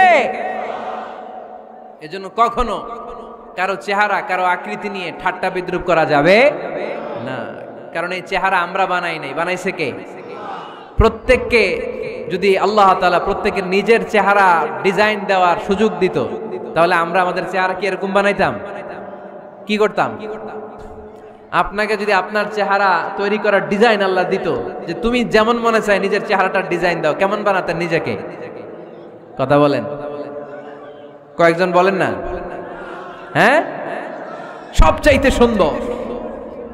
সবচাইতে সুন্দর করে আমি আমার অবয়বটাকে তৈরি করতাম কোন নারীকে যদি তার চেহারার ডিজাইন তৈরি করার সুযোগ আল্লাহ দিতেন সে নারী তাকে বিশ্ব সুন্দরী করে তৈরি করত ঠিক কি না এটা আল্লাহ আমাদেরকে দেয় নাই এটা আল্লাহ তাআলা নিজ হাতে রেখেছে নিজে করেছে তাই কারো আকৃতি নিয়ে ব্যঙ্গ করলে স্বয়ং আল্লাহর সাথে ব্যঙ্গ করার শামিল চিল্লায় বলেন ঠিক কি না সাইয়েদনা ইবনে মাসউদ রাদিয়াল্লাহু তাআলা আনহুর পায়ের নলা ছিল চিকন হাদিসে এসেছে দাকিকুস সাকাইন ওনার পা দুইটা ছিল চিকন খেজুর পাড়ার জন্য ইবনে মাসউদ রাদিয়াল্লাহু তাআলা আনহু যখন খেজুর গাছে উঠলেন সাহাবারা সাইয়েদনা ইবনে মাসউদের পা দেখে হাসাহাসি শুরু করে দিল বিশ্বনবী বললেন খবরদার খবরদার ইবনে মাসউদের চিকন পা দেখে তোমরা হেসো না ইবনে মাসউদের চিকন পা দেখে তোমরা হাসো কিয়ামতের ময়দানে ইবনে মাসউদের এই চিকন পা গুলো যদি মিজানের পাল্লায় রেখে দেওয়া হয় এই পা দুইটার ওজন উহুদ পাহাড়ের চেয়ে ওজনওয়ালা হয়ে যাবে এজন্য খবরদার জিহ্বা আছে বলে যে কোনো কমেন্ট করবেন না এই আবার কি হইছে দেখি আওয়াজ কেন হ্যাঁ আর কি দেখবেন এখনই তো বিদায় নেব আমি চুপ করেন না এবার থামেন জিহ্বা আছে বলেই যে কোনো ধরনের মন্তব্য করা যাবে না আল্লাহর হাবিব সাল্লাল্লাহু আলাইহি ওয়াসাল্লাম বলেছেন মাইয়াদমান লি মা বাইনা লিহিয়াইহি ওয়া মা বাইনা রিজলাইহি আদমান লাহুল জান্নাহ ও আমার উম্মতেরা তোমাদের মধ্য থেকে কেউ যদি আমাকে দুইটা অঙ্গের গ্যারান্টি দেয় কয়টা অঙ্গের সবাই বলতে হবে কয়টা আমার কোন উম্মত যদি আমাকে দুইটা অঙ্গের গ্যারান্টি দেয় যে তারা এই দুই অঙ্গের পাপ করবে না আমি তাদেরকে জান্নাতের গ্যারান্টি দেই এক নম্বরে মা বাইনা লিহিয়াইহি দুই চোয়ালের মাঝখানে যা থাকে মানে জিহ্বা আমার কোন উম্মত যদি আমারে গ্যারান্টি দেয় জিহ্বা দিয়ে কোনো মিথ্যা বলবে না কাউরে বাজে কথা বলবে না ঠাট্টা বিদ্রুপ করবে না জিহ্বা দিয়ে যে এই পাপ কাজগুলো হয় এগুলো করবে না আর দুই রানের মাঝখানে যে অংশ আছে লজ্জাস্থান এই দুইটা অঙ্গের গ্যারান্টি যদি আমার কোন উম্মত আমারে দেয় আমি আমার ওই উম্মতকে জান্নাতের গ্যারান্টি দিয়ে দেব খবরদার ফেনীবাসী খবরদার মন চাইলেই যা মনে চাই মুখ দিয়ে বলা যাবে আমার রাসূল সাল্লাল্লাহু আলাইহি ইসলামের 11 জন স্ত্রী এর মধ্যে একজন স্ত্রী ছিলেন একটু স্থূল আকৃতির মানে মোটা কি ছিলেন জানেন ওই স্ত্রীর নাম কি সফিয়া কি নাম সফিয়া বিনতে হুয়াই ইবনে আখতাব উনি আল্লাহর হাবিব সাল্লাল্লাহু আলাইহি ইসলামের সব স্ত্রীদের মধ্যে থেকে একটু স্থূলকার ছিলেন একটু ফেটি ছিলেন মোটা ছিলেন আম্মা জান আয়েশা একবার ওনার প্রতি রেগে আল্লাহ রাসূল সাল্লাল্লাহু আলাইহি ইসলামের কাছে বিচার দিলেন যে আপনার মুটকি বউ আল্লাহর হাবিব সাল্লাল্লাহু আলাইহি ইসলাম এই কথা শুনে রেগে গেলেন আয়েশা এটা তুমি কি বললা তুমি সফিয়ারে মুটি বলে গালি দিলা লাকাদ কুলতিলা কালিমাতান লাউ মুজিজাতহু লা মাসাজাতিল বাহর আয়েশা তুমি এমন একটা কথা সফিয়ার শানে বলেছো এই কথাটাকে যদি সাগরের মধ্যে ঢেলে দেওয়া হয় এই কথাটার তিক্ততা আর পঙ্কিলতা পুরো সাগরের নীল পানিকে মুহূর্তে কালো করে দিবে এজন্য খবরদার জিহ্বা সামলান সাহাবারা রাদিয়াল্লাহু তাআলা আনহুম আজমাইন ওনারা জিহ্বা ধরে মাঝে মাঝে জিহ্বার মধ্যে বাড়ি দিতেন আর কাঁদতেন আর বলতেন জিহ্বা তোর কারণে কিয়ামতের দিন আমরা আল্লাহর কাছে ধরা খেয়ে যাব মুমিন চাইলেই এই মুখ দিয়ে যা মনে চায় বলতে পারে তাহলে 4 নাম্বার গাইডলাইন হচ্ছে লা ইয়াসখার কওমুন মিন কওম, কোন বিশ্বাসী বান্দা কখনো অন্য বিশ্বাসী বান্দাকে ঠাট্টা বিদ্রূপ করতে পারবে। 5 নম্বরে আল্লাহ বললেন ওয়ালা তালমিজু আনফুসাকুম, খবরদার অন্যের দোষ খুঁজবা না। ও আমার বিশ্বাসী বান্দারা, নিজের দোষ খোঁজো, অন্যের দোষ খোঁজো না। দেখেন সমাজটারে শান্তিপূর্ণ বানানোর জন্য আল্লাহর পক্ষ থেকে কি সুন্দর মোরাল এন্ড এথিক্যাল ইনস্ট্রাকশনস, কি চমৎকার গাইডলাইন। অন্যকে ঠাট্টা করো না, ওয়ালা তালমিজু আনফুসাকুম, নেভার ডিফেম ইচ আদার, একে অপরের দোষ খোঁজো না, নিজের দোষ খোঁজো। কার দোষ খুঁজবেন? আরো জোরে বলতে হবে, কার দোষ খুঁজবেন? অন্যের দোষ খোঁজা যাবে? কিছু লোক আছে দেখবেন সারা দিন চায়ের দোকানে বসে এই বাড়িতে এই সমস্যা, ওই বাড়িতে এই সমস্যা, ওই বাড়িতে এই সমস্যা, তোর বাড়িতে কি সমস্যা? কিছু লোক আছে এই হুজুরের এইটা খারাপ, এই হুজুরের ওইটা ভালো না, এইটা খারাপ, এইটা সমস্যা, এটা সমস্যা। তোর কি সমস্যা? তোর সমস্যা তুই খুঁজে বের কর, নিজের সমস্যা খুঁজে বের কর। যে নিজে নিজের সমালোচনা করতে পারে সেই সর্বাপেক্ষা বুদ্ধিমান। এজন্য খবরদার আমার কলিজার টুকরা যুবক ভাইয়েরা, কখনো কখনো কাউকে ব্যঙ্গ করে, বিদ্রূপ করে, ছোট করে কোনো মন্তব্য করা যাবে না। কখনো অন্যের দোষ খোঁজা যাবে না। দোষ আমরা খুঁজবো, নিজের দোষ, ঠিক কিনা? দোষ আমরা খুঁজবো, কার দোষ? চিল্লায় বলতে হবে, কার দোষ? নিজের দোষ খুঁজতে হবে।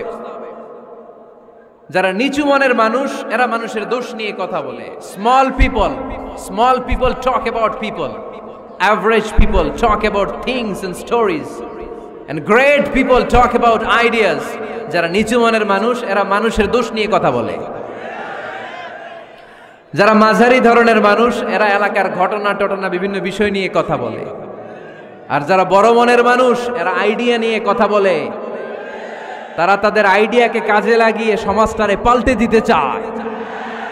যুগ জামানা পাল্টে দিতে চাই না অনেকজন, এক মানুষই আনতে পারে জাতির জাগরণ। এক মানুষই বিপদকালে বাঁচায় কাফেলায়, ক্ষুদ্র ডিঙ্গি বাঁচায় জাহাজ অসীম দরিয়ায়।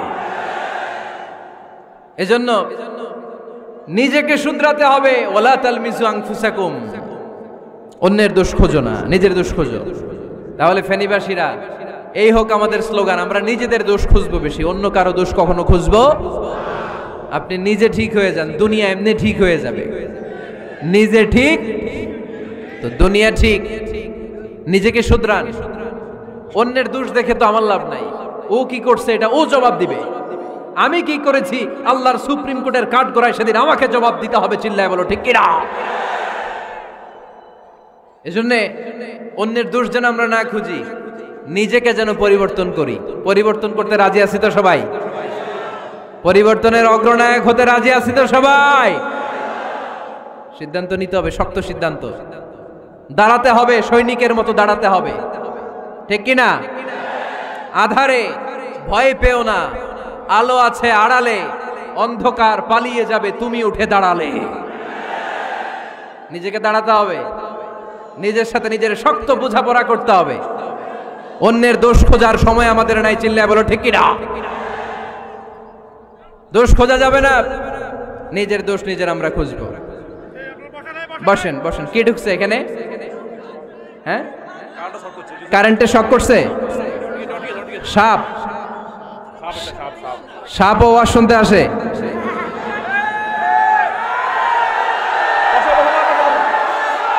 মাশাআল্লাহ। এইখানে শ্রোতা হিসেবে আছে বীর মুজাহিদ, মেরে ফেলছে এটারে। ঠিক আছে ঠিক আছে ঠিক আছে, বসেন।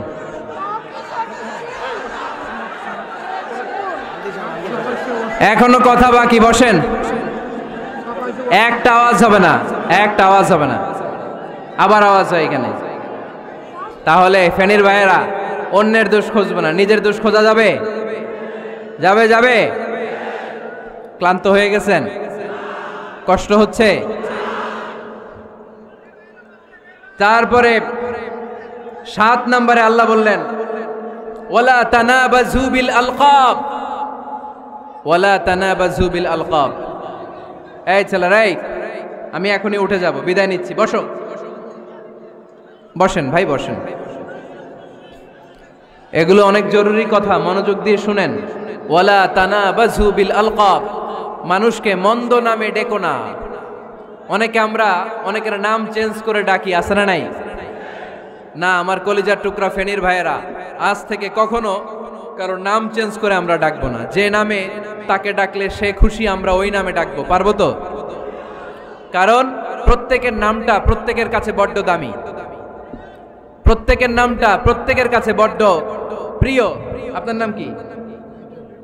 লিটন ভাই, মাউল হক লিটন ভাই। আপনার কাছে মনে হইতে পারে আরে লিটন একটা নাম হইলো, তো কত আছে আমাদের এলাকায়। না, এলাকায় অনেক আছে ঠিক, কিন্তু লিটন ভাইয়ের কাছে লিটন নামটা খুব আদরের, যত্নের, ঠিক কিনা?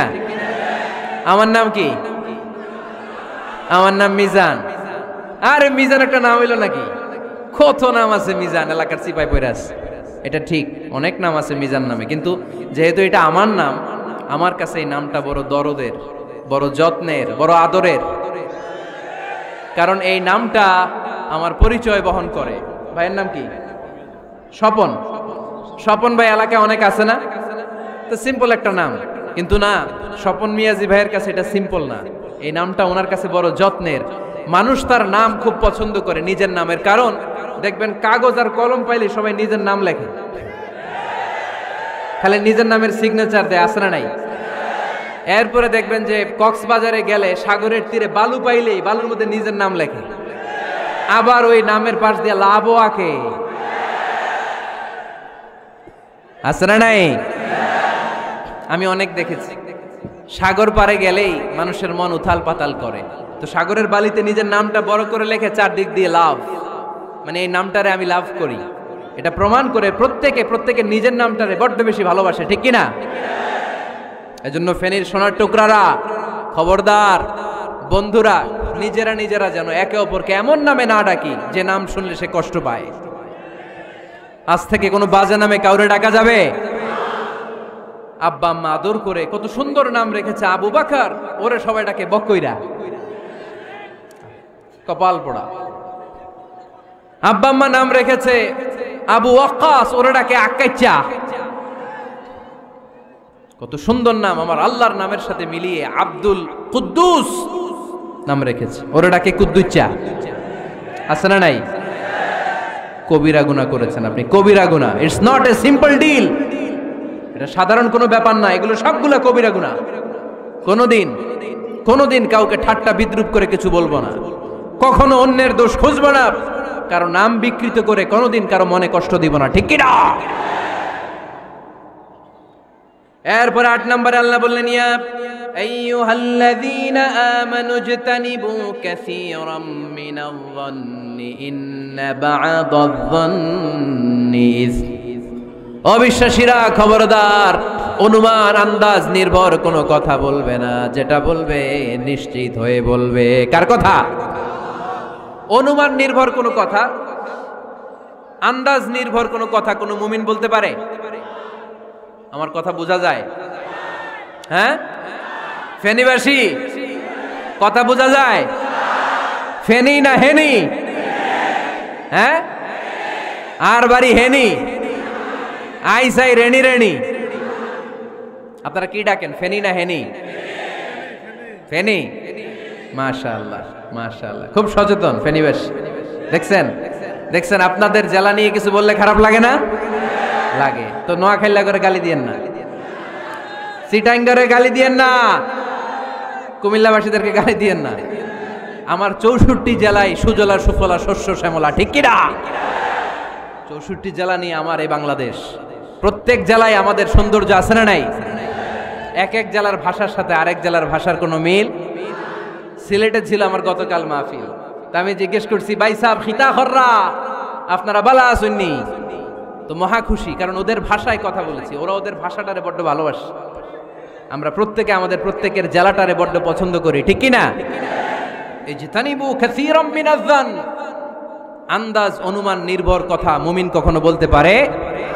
এজন্য আল্লাহর হাবিব বললেন ইয়াকুম ওয়াজ্জান ফাইন্নায-যান্না কাযাবুল হাদিস, খবরদার তোমাদের উচিত আন্দাজ অনুমান নির্ভর কথা থেকে বেঁচে থাকা, কেননা অনুমান করে কথা বললে পাপ হয়। অনুমান করে কথা বললে কি হয়? আজকে থেকে আমার ফেনীর সোনার টুকরারা অনুমান করে আন্দাজে কোনো কথা বলবো আমরা? বলবো না। ধারণা করে কিছু বলবো না, আর ধারণা করলেও ভালো ধারণা করবো। কি ধারণা? রাস্তা দুইটা, একটা পজিটিভ আর একটা নেগেটিভ। মুমিন পজিটিভ ধারণা করে, মুমিন কখনো নেগেটিভ ধারণা করে না। তাহলে কোন দিকে যাব, পজিটিভ না নেগেটিভ? আওয়াজ করে, পজিটিভ না নেগেটিভ? যারা মুনাফিক এরা ইয়াত্তাবিউনা ইল্লা যান ওয়া ইন্না যান্না লা ইউগনি মিনাল হাক্কি শাইআ। যারা মুনাফিক এরা আন্দাজ অনুমান নির্ভর মানুষের ব্যাপারে কথা বলে, আর আন্দাজ অনুমান কখনো সত্যের বিকল্প হতে পারে না। আন্দাজ অনুমান কখনো সত্যের বিকল্প হতে পারে? এজন্য দৃষ্টিভঙ্গি বদলান, জীবনকে বদলায় দিবে কে?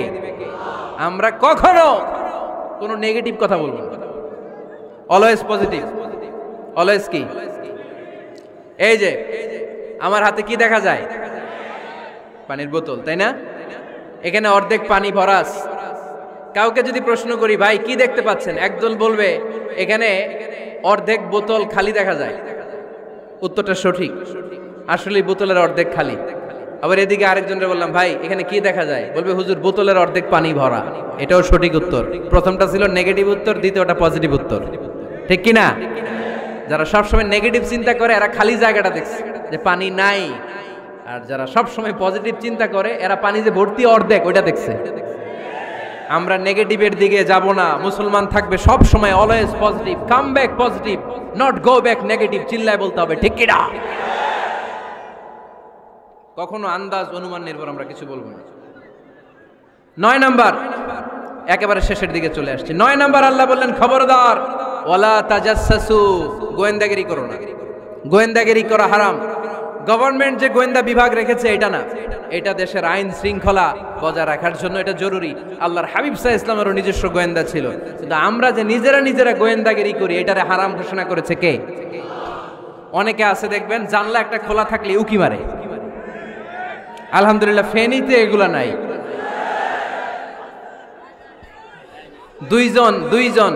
দুইজন ওদিকে কি যেন বলতেছে, উনি আড়ি পেতে কথা শুনে। আছে না নাই? ছিদ্র একটা থাকলে উকি মারে। আছে না নাই? খবরদার ওয়ালা তাজাসসু, গোয়েন্দাগিরি করো না। কখনো কোনোদিন কারো পারমিশন ছাড়া মোবাইলের গ্যালারি চেক করবেন না। কখনো কারো পারমিশন ছাড়া তার ফেসবুকের মেসেঞ্জারে কে কার সাথে চ্যাটিং করেছে এটা করা যাবে না। কখনো কারো পারমিশন ছাড়া তার মেইলের ইনবক্স খুলে দেখা যাবে না। কখনো কারো পারমিশন ছাড়া কারো ব্যক্তিগত চিঠি পড়া যাবে না। দিস ইজ ইসলাম, এটাই ইসলাম। আমরা ইসলামরে শুধু নামাজ আর রোজা আর জিকির আর এই দাড়ির মধ্যে সীমাবদ্ধ করেছি। প্রত্যেকের একটা প্রাইভেসি আছে না নাই? Everyone has privacy and no one should interfere in his privacy or in her privacy. প্রত্যেকের একটা প্রাইভেসি আছে না নাই? মানুষ ছোট হলেও তার একটা সম্মান আছে না নাই? এজন্য ছোট্ট বাচ্চাদেরকে কখনো প্যান্ট খুলতে বলবেন না। অনেকে বলে আরে ছোট মানুষ খোল খোল, আরে তুই খোল, এই খোল খোল খোল তো। আছে না নাই? ওরও প্রেস্টিজ আছে, ওরও সম্মান আছে। খবরদার, everyone has a personal space and no one should interfere someone's personal space. কারো পার্সোনাল স্পেসে যেন আমরা নাক না গলাই। অনেকের বদ স্বভাব ফ্যামিলি ম্যাটার নিয়ে, প্রাইভেট ম্যাটার নিয়ে কথা বলে। ভাই কি চাকরি করেন? সরকারি না বেসরকারি? সরকারি। বেতন কত? উনার বেতন কত? এটা দিয়ে আপনার কি লাভ? ঠিক কি না? মানুষ একটা দেখলে ভাই বয়স কত, ভাই বেতন কত? ফার্স্ট ইমপ্রেশনে, ফার্স্ট যখন আপনি কারোর সাথে দেখা করবেন বেতন কত, বয়স কত, এগুলো জিজ্ঞেস করা যাবে? কেউ যখন কারো ঘনিষ্ঠ হয়, বন্ধুতে রূপান্তরিত হয়, তখন এই কথাগুলো। কিন্তু শুরুতেই প্রাইভেট ম্যাটার নিয়ে, পার্সোনাল ম্যাটার নিয়ে খোঁচাখুচি করা যাবে? ওয়ালা তাজাসসু, গোয়েন্দাগিরি করো না। গোয়েন্দাগিরি করাকে হারাম ঘোষণা করেছে কে? শেষ কথা বলি, 10 নম্বরে আল্লাহ বললেন 10 নম্বরে রব্বুল আলামিন বললেন ওয়ালা ইয়াগতাব বা'দুকুম বা'দা আইয়ুহিব্বু আহাদুকুম আন ইয়াকুলা লাহমা আখিহি মাইতান ফাকারিহতুম।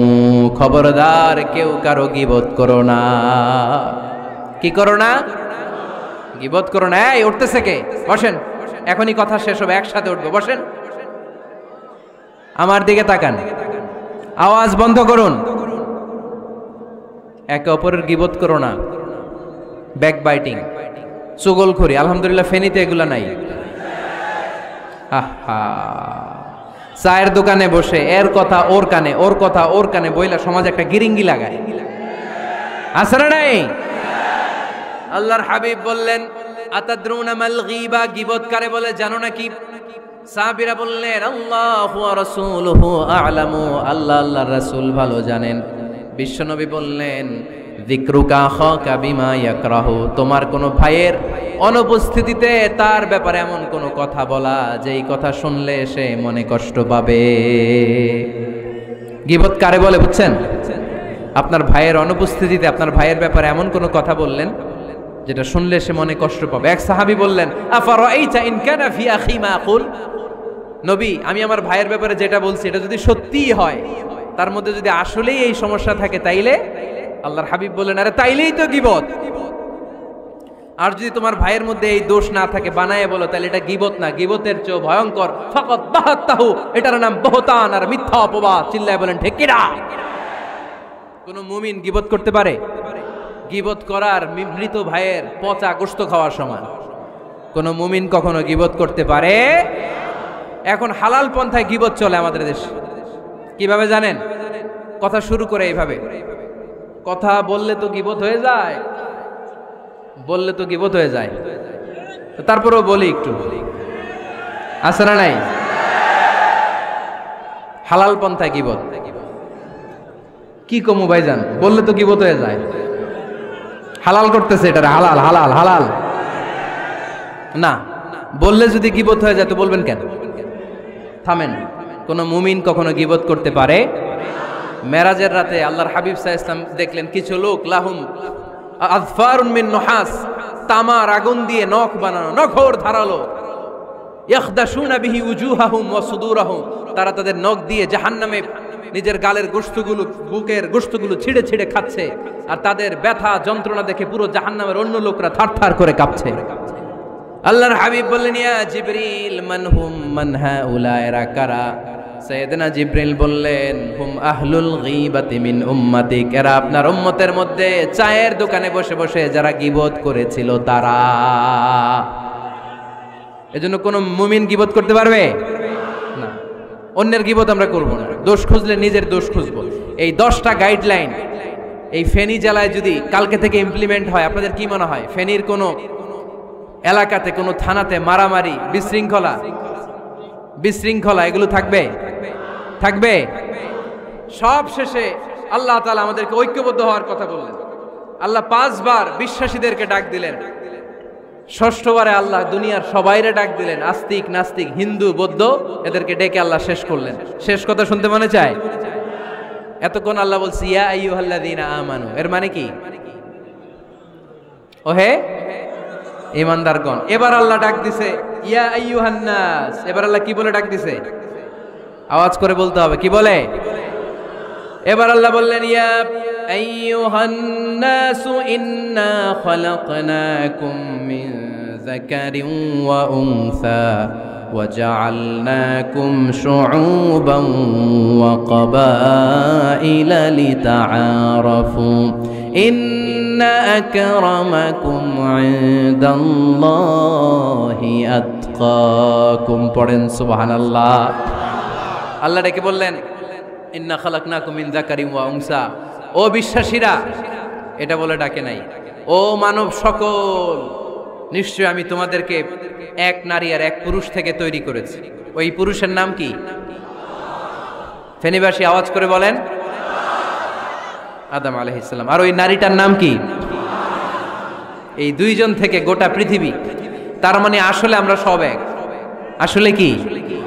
সব এক। নাস্তিকও আমার ভাই, হিন্দুও আমার ভাই, বৌদ্ধ খ্রিস্টানটাও আমার ভাই, ভ্রাতৃত্ব তিন ধরনের। একটা হচ্ছে মায়ের পেটের ভাই, এটাকে আরবিতে বলে আল উখুয়া আন নাসাবিয়্যা, মায়ের পেটের ভাই, উনি আমার মায়ের পেটের ভাই। আরেকটা আছে আল উখুয়া দ্বীনিয়া, দ্বীনি ভাই। এই যে আমরা সবাই এখানে একে অপরের কি ভাই? দ্বীনি ভাই। তিন নম্বরে হচ্ছে আল উখুয়া আল ইনসানিয়া, মানবতার দিক থেকে ভাই। সে দৃষ্টিকোণ থেকে হিন্দু আমার ভাই, বৌদ্ধ আমার ভাই, কারণ সেও মানুষ আমিও মানুষ। আমাদের সবার বাবার নাম কি? কথা কয় না? আদম আলাইহিস সালাম। সবার মায়ের নাম কি?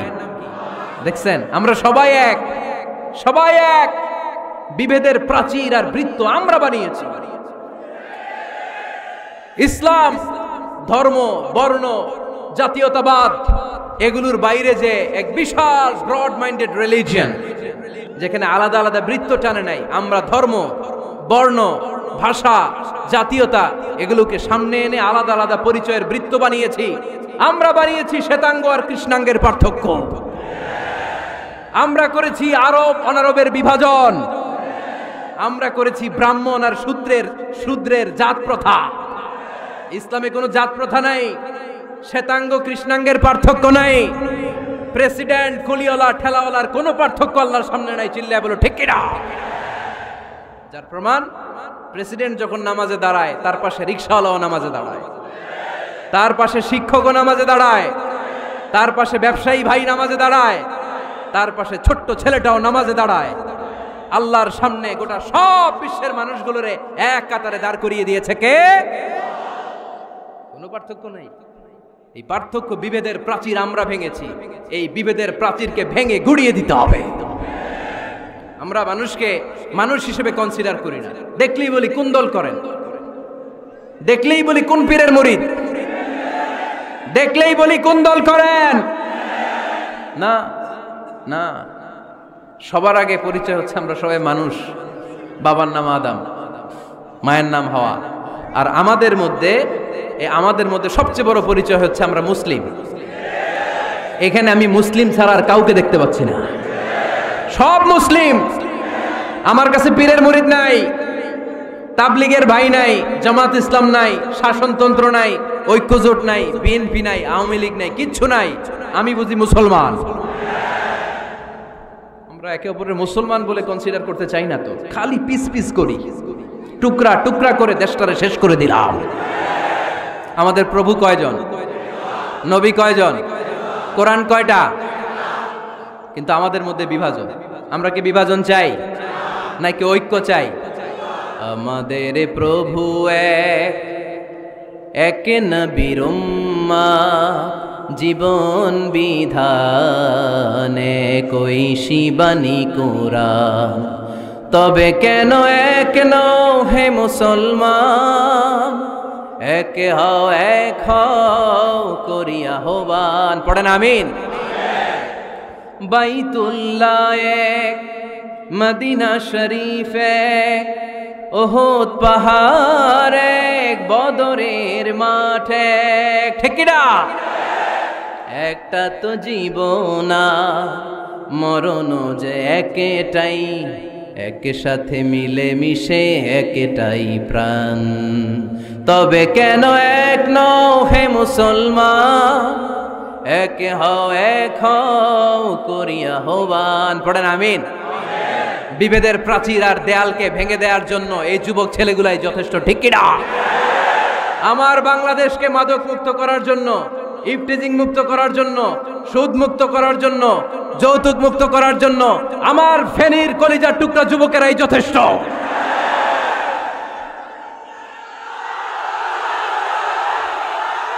অনেক নারী আছে এখানে পিছনে, হাজার হাজার নারী, একজন হিন্দু মুসলমানের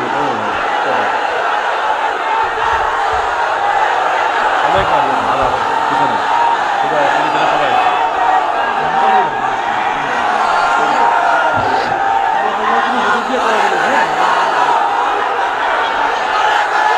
মাশাআল্লাহ, মাশাআল্লাহ, মাশাআল্লাহ। আমরা আসলে বিভেদের প্রাচীর তৈরি করতে চাই না। ঐক্যের কথা শুনলে আমরা, আমাদের সবচেয়ে বড় পরিচয় মুসলিম, এটা শুনলেই আপনাদের মধ্যে যে উচ্ছ্বাস আর উদ্দীপনা, এটাই প্রমাণ করে ভেদাভেদ কখনো জনগণ চায় না। মুসলিম তৌহিদি জনতার হৃদয়ের ভেতরে ভেদাভেদ নাই, হিংসা নাই, বিদ্বেষ নাই। আমাদের আসল পুঁজি ভালোবাসা। আমাদের আসল পুঁজি কি? এই ভালোবাসা দিয়ে আমরা বিশ্ব জয় করতে চাই, ঠিক কি না? পারা যাবে মুসলমান? আর যে 10টা গাইডলাইন, 10টা মেসেজ আজকে শেয়ার করলাম, এগুলো মানা যাবে তো? অনেক বোনেরা এসেছে, আমার বোনেরা, আমি তো দেখতে পাচ্ছি একেবারে ওই রাস্তা পর্যন্ত, এইদিকে অনেক পেছন পর্যন্ত, এদিকে অনেক ভাইরা। বিশাল জনসমুদ্রের আজকের এই আয়োজন, স্কুল মাঠ পুরোটাতে মহিলারা বসেছে। নারীদের জন্য একটাই কথা, 5 ওয়াক্ত সালাতের সাথে পড়বেন, রমাদানের রোজা রাখবেন, নিজের লজ্জাস্থানের হেফাজত করবেন, স্বামীর আনুগত্য করবেন। এই 4টা কাজ কোনো নারী করলে ওই নারীর জন্য 8টা জান্নাতের দরজা খুলে দিবে কে? আমাদের বোনগুলোকে আল্লাহ তুমি কবুল করো। আমার কলিজার টুকরা ফেনীর যুবক ছেলেদেরকে আল্লাহ তুমি সাইয়েদনা ওমরে ফারুকের মতো কবুল করো, সাইয়েদনা হামজার মতো তুমি কবুল করো, খাব্বাব খুবাইবের মতো ইসলামের বীর সেনানী হিসেবে কবুল করে নাও। আজকের প্রোগ্রামের জন্য যারা কষ্ট করেছে আল্লাহ তুমি এই প্রোগ্রামটার আমাদের নাজাতের ওসিলা বানাও। আপনারা সবাই ভালো থাকবেন, সুস্থ থাকবেন, সুন্দর থাকবেন। ঐক্যের আহ্বান জানিয়ে এখানেই শেষ করছি। সংক্ষিপ্ত দোয়া হবে, একসাথে দোয়া করে বিদায় নিব। আল্লাহুম্মা আমিন।